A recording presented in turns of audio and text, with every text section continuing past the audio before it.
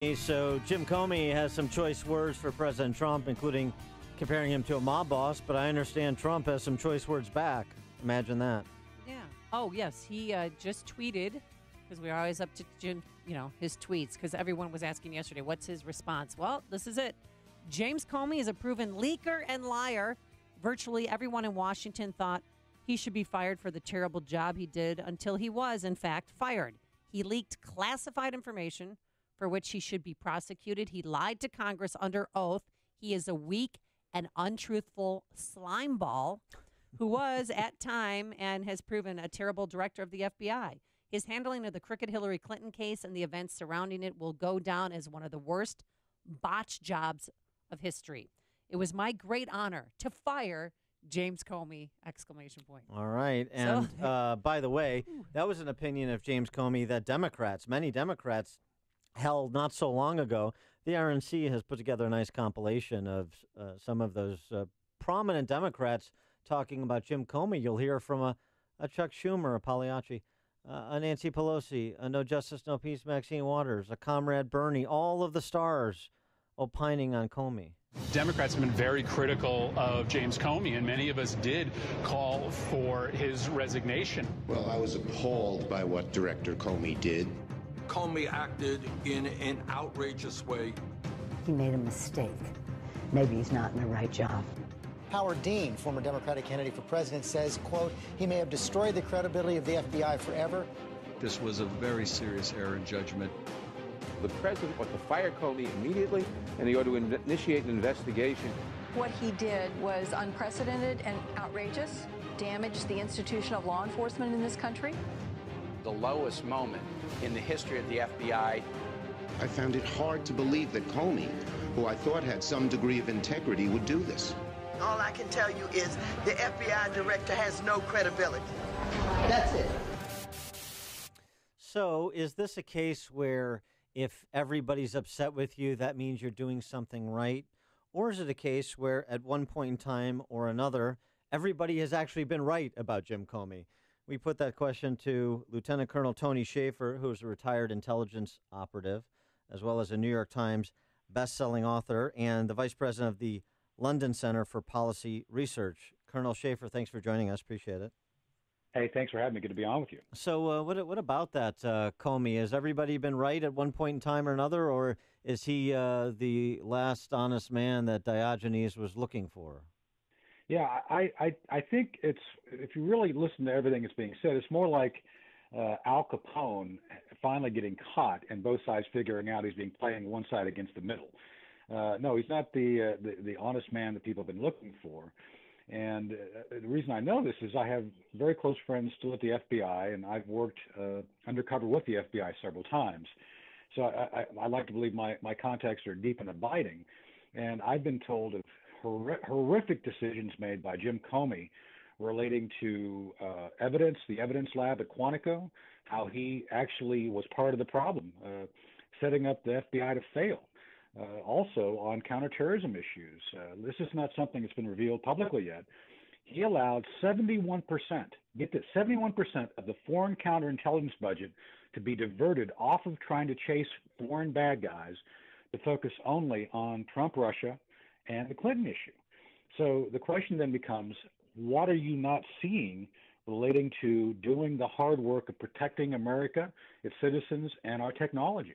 He completely abandoned the FBI's mission of foreign counterintelligence for these series of offshoots that we're now hearing about. So I don't consider the man competent whatsoever based on my own direct knowledge. Well, can you elaborate on what evidence you said that was in Quantico?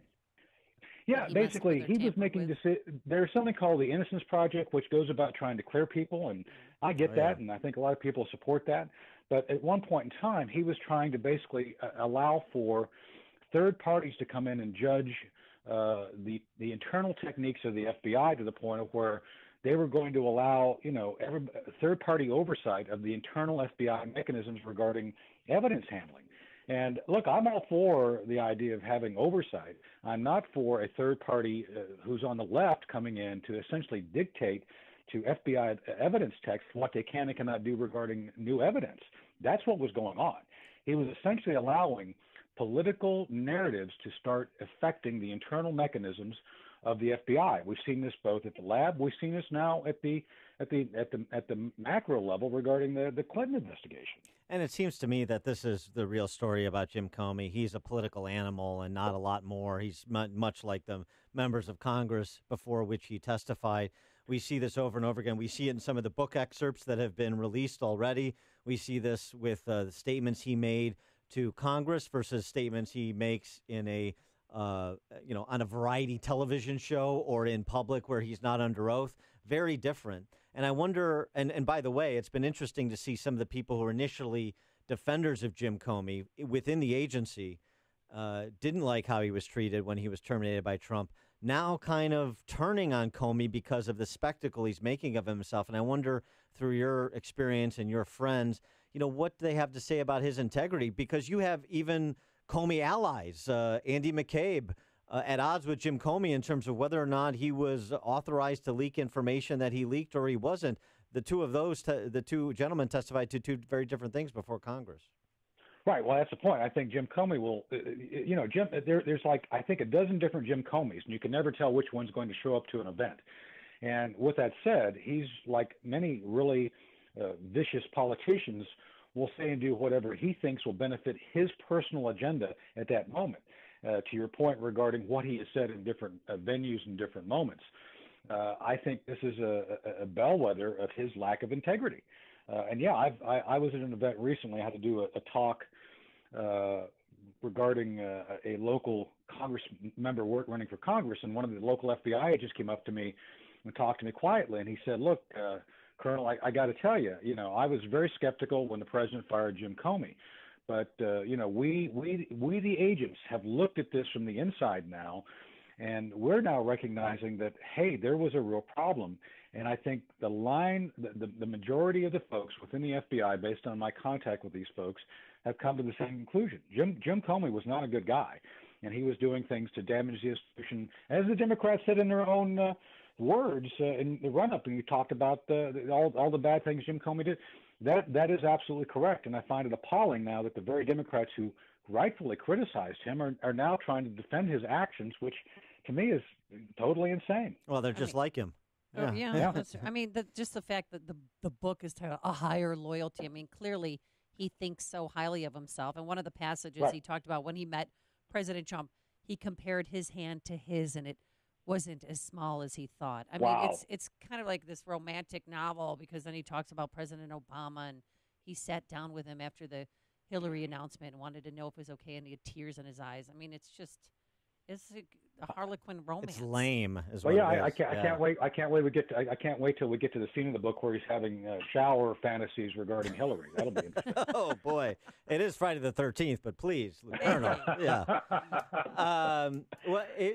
Byron York also at the Washington Examiner tweeted something too. I think this is a good point, and maybe somebody like Whoopi Goldberg that he deigns to allow to interview him will ask this question.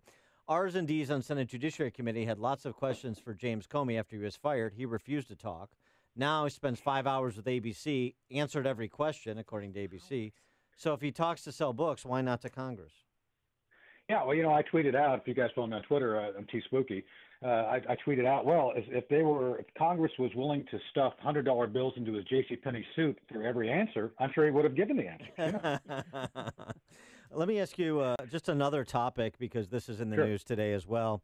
The prospect of President Trump pardoning Scooter Libby. Now, of course, President Bush commuted his sentence. President Trump pardoning, apparently poised to pardon Libby. What do you think of the decision to pardon or not to pardon? Well, I've been aware of this for a while, and I think it's one of those things that I think from all considerations, Scooter Libby really received a really raw deal. There was confirmation after the fact that Scooter was not the individual who leaked the Valerie Plame information. And look, I'm a member of the International Spy Museum here in Washington. Valerie Plame is part of the same museum, so this is something I've studied a little bit in detail. And Scooter Libby got convicted of a process crime of essentially saying something similar to what happened with Mike Flynn. It wasn't actually about the issue being investigated. It was about a fact or statement being made that did not fit with something relating to the FBI's factual understanding of the situation. So, at this point in time, I think it's the right thing to do. I think Scooter Libby, I don't know the man. I do understand kind of the situation here.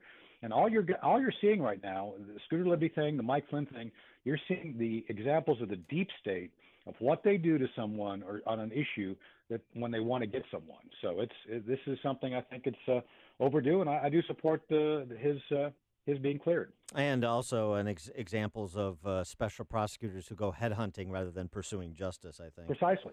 Yeah, precisely. He is Colonel Tony Shaffer, retired intelligence operative, New York Times bestselling author, and VP of the London Center for Policy Research. Colonel Shaffer, thanks for joining us. Appreciate it. Hey, thanks for having me. Good to be on. And he joined us on our turnkey.pro answer line. This is the